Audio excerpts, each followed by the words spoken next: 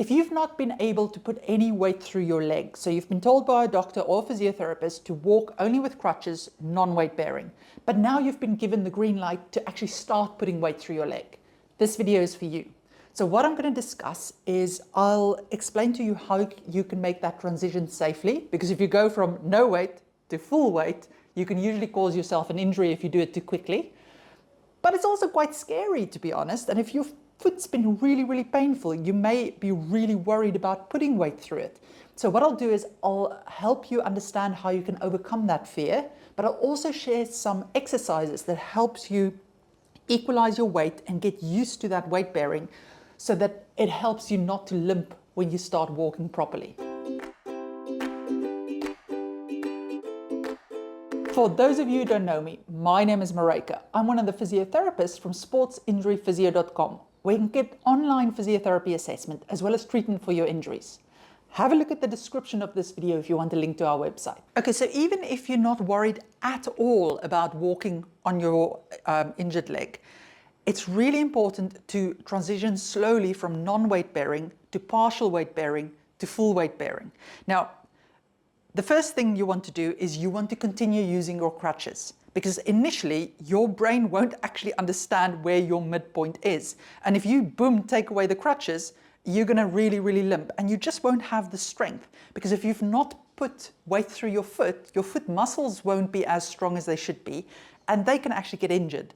So it's really important to keep on using your crutches, keep yourself in a nice midline, and start putting first half your weight, then 3/4 of your weight through it while you're walking. And you want to keep that normal gait pattern of heel to toe as you do this. Now, I have made a detailed video explaining how to walk with crutches, non-weight bearing, partial weight bearing, shadow walking, and transition to full weight bearing. So I'm going to put a link to that video in the description of this one. Go have a look at that one, because it will teach you the crutch walking properly. Now, also, like I mentioned, your brain will not quite understand where your midpoint is, because now for weeks and weeks you've told it that this is where we walk. So now it just naturally thinks this is where we walk. You've taught it to do that. So you have to actually get it back into the middle. And I will share some exercises for you in a minute to teach you how to do that. But first, let's get to what can you do if you're really frightened about putting your weight through your leg and you don't actually want to do it at all. What happens if you're really frightened of your injury and getting going on it? Well, the first thing is, don't just try and force yourself to walk on it when you're terrified, because there's really strong evidence that shows that if somebody is worried or frightened of something, fear actually increases pain. So even if you're not worsening your injury physically, your alarm system will sound louder, so your pain will increase and it will feel as if your injury is getting worse. And that's not in the mind, that's something that genuinely happens in the body. So what we've got to do is we have to calm that alarm system down and get the fear to go down. And how do we do this? So if we think about pain and we think about fear, we have two systems going in the body. We've got the subconscious, which is in charge of our fight or flight, and it's there to protect us. Then we have our conscious brain, which is telling us that you have to walk on this leg if you want to get around and go shopping. So we have to get going with this. But now the two don't really work that well together, because this one just wants to protect you and this one wants to get on with things. But unfortunately, this one's in control of the pain. So what we have to do is we have to prove to this subconscious brain that it is ready to do this. And the best way to do this is through one, self-talk and reassuring yourself, but it doesn't help to lie to it. You have to use self-talk that works, and I'll show you how to do it in a minute. And two, not do things that frightens you. Instead, choose exercises and movements and activities that pushes your boundaries slightly. You're on the verge of feeling okay or not okay with it, but it's not terrifying you. And I'll show you through the exercises how to do that. But the first important step here for calming the nervous system or the subconscious fear down is to keep on reminding yourself that your doctor or physio will not tell you to start walking or putting full weight through your leg if it's not medically ready for it. Now, it may not be strong to walk all the way to the shops and back yet, but it means that you can start putting weight through it safely, and you just need to build the endurance now. So keep that in mind when you do the exercises. You may be wondering, why am I in the kitchen today? Well, it's because it's actually one of the best places to practice getting used to weight bearing, because you've got a nice solid kitchen counter usually to hold on to. But we're going to start in sitting actually, because the first thing we want to do is make sure that the brain understands where equal weight bearing is in a position that feels absolutely safe and a position that you can control easily. So we're going to start in sitting. Now, let's say for argument's sake, this is my injured leg.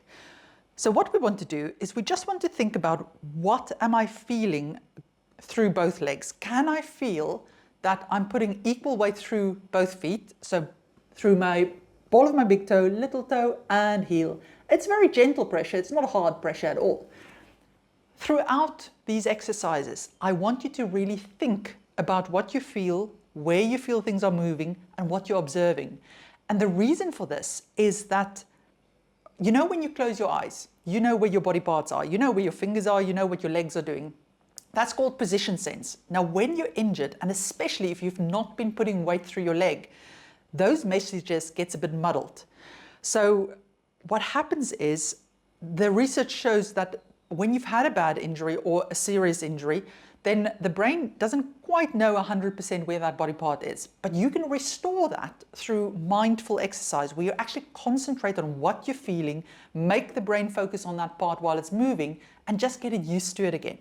So we're thinking about where we're feeling our feet. Now we just want to go up on our toes, because remember, when we're walking, part of the action is you put your foot down, then you roll over the heel, over the foot, come onto the toes. So we're going to start practicing that action.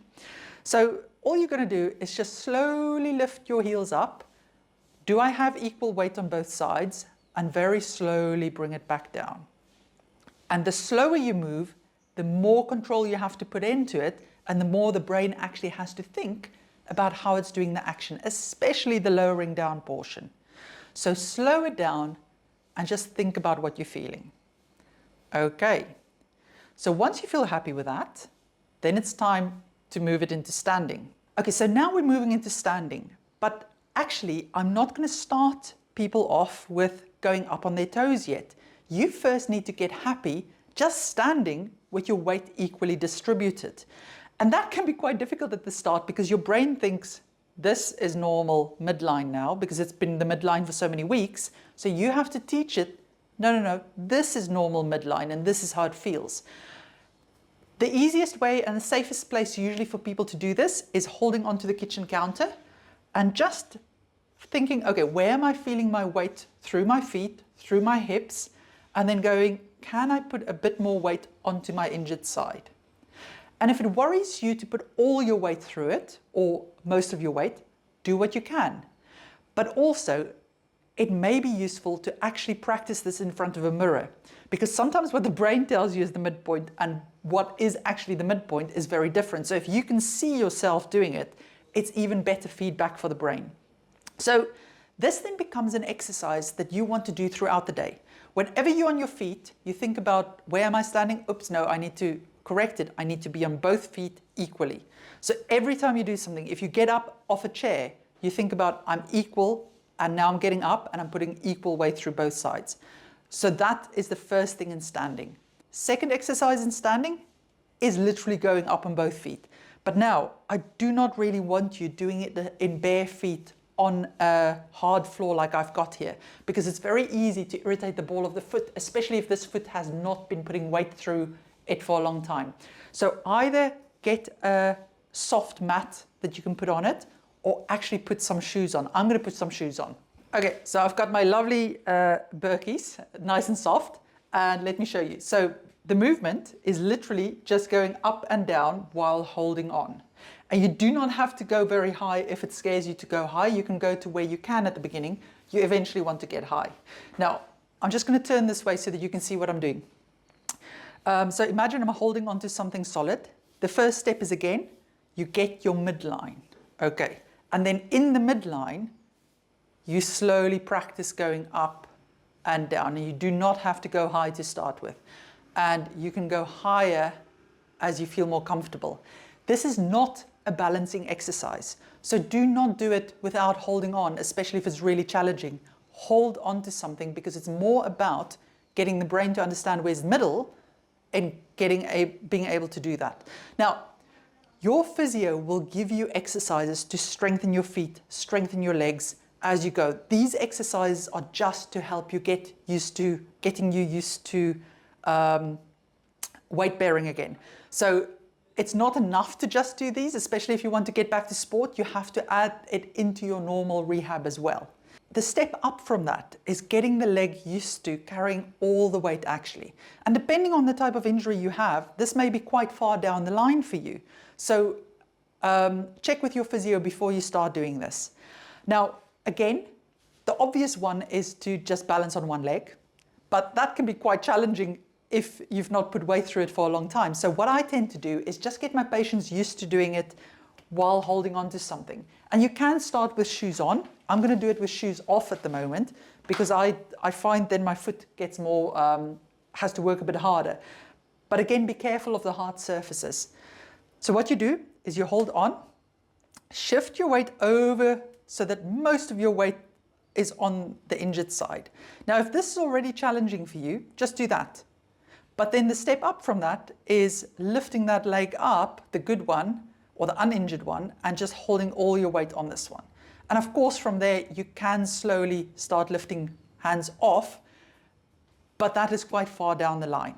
Something else that then from there can be useful is just practicing how to step. And I know this sounds weird, but that can be really useful for the brain to figure out how to do that again. So depending on how bad your injury was, this may be needed. It's especially useful for people after they've had a fracture of the ankle. So what we tend to do then is, remember, there's two parts to stepping. There's that the injured side is going to have to carry weight while the uninjured side is going forwards. But then it's also about the uninjured side carrying the weight and being happy to put the injured side forwards, heel first, come over the heel, accept the weight. So those are the two components. So what I tend to do is get people to hold on, put their weight on the injured side, slow movement, not a big step, uninjured side forwards, just feel how that feels, and we're coming back. Okay, and then same thing for the other side. Just practice putting the heel down, accepting the weight on the injured side, coming over it and lifting up. And it's really at this point just about repeating that. And because it's not a high load exercises and it's kind of teaching you control, these are things that you can do a few repetitions every now and again throughout the day, so that you just get used to it. What I will say is be careful. If you're in that first week and you've not put any weight through it, doing too much weight bearing stuff can actually hurt your foot. So you have to ease into it slowly, and your physio will help guide you on this. Hopefully this has given you some guidelines as to, one, start with things that doesn't scare you and slowly ease into it. And two, make sure you start using everyday things to teach you where that midline is again. And then just think about how you're moving. Because if you're just gonna start walking with all your weight on it, your brain's not going to figure out that it needs to not limp because it wants to be this side. So you have to do that. Now, if you need more help with an injury, remember, you're welcome to consult one of the team via video call. The link to the website is in the description of this video. Take care.